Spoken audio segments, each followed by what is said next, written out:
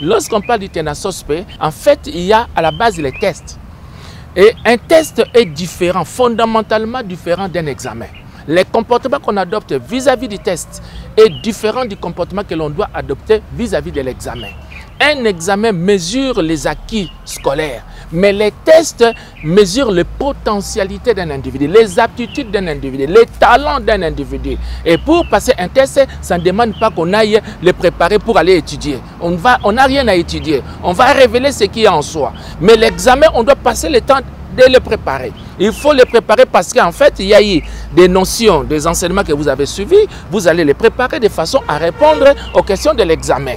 Mais ce qui se passe chez nous, cette confusion entre examen et les tests nous amène dans un contexte où, même à un certain moment, on risque de dire non au TENA-SOSP parce qu'il y a confusion.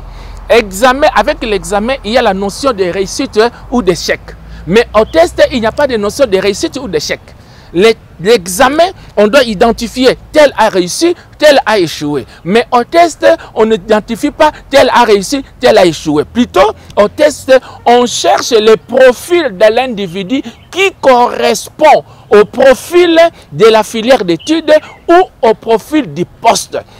Quel est l'élève qui peut bien réaliser ses études avec satisfaction dans telle ou telle filière d'études? On se limite là-bas. Mais lorsqu'on confond un examen au test, c'est alors que les résultats qu'on nous produit, ces résultats-là ne peuvent pas amener à ce que l'enfant, même l'enfant ou les parents acceptent les résultats.